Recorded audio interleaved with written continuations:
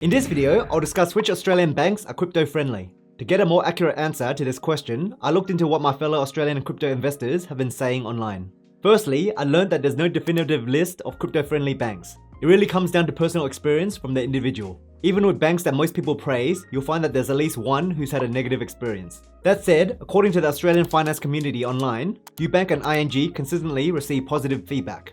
These two banks were mentioned most frequently in my research, especially UBank, which is even listed in some crypto exchanges as a crypto-friendly bank. I personally use UBank Pay ID for most of my crypto transfers, and I can vouch for their reliability.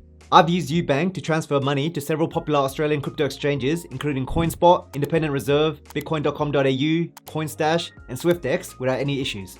Among the big four banks, NAB seems to offer the most positive experience according to the people. Interestingly, CoinSpot, which is Australia's largest crypto exchange, recently announced a partnership with NAB. CoinSpot's website now features a guide on how to transfer funds from NAB to buy crypto. They've even published NAB's crypto policies and recommended deposit methods. This new partnership suggests NAB has now become more crypto friendly. This all makes sense since NAB owns UBank, which explains why UBank has a good reputation of playing nicely with Australian crypto exchanges. From the looks of it, the other big four banks, including Commonwealth Bank, ANZ, and Westpac, seem to maintain a stricter policy.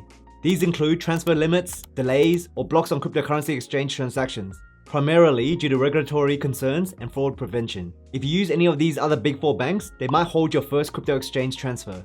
I have experienced this myself, so I called them to inquire what was wrong with the transaction.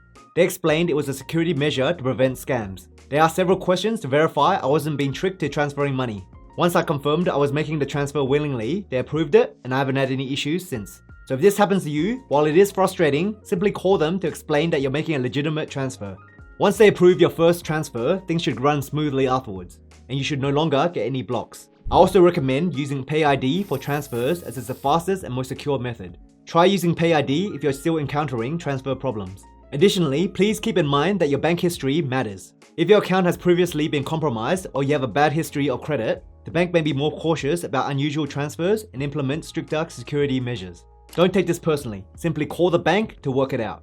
If that doesn't resolve the issue, then you're always free to switch to a different bank that better suits your needs. By the way, if you're interested in dipping your toes into crypto investing, check out the links down below and get some free Bitcoin when you sign up to my recommended crypto exchanges.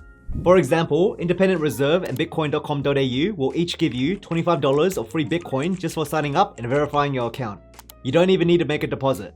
And CoinSpot will give you $20 of free Bitcoin if you sign up and fund your account for the first time. And I have made full tutorials on how to use these exchanges to buy Bitcoin and other cryptocurrencies if you're interested. And if you're a beginner who wants to learn how to start investing in crypto, check out this video on screen where I'll give you a step-by-step beginner's guide on how it all works. And as always, thank you for watching, I appreciate you, and I'll see you in the next video.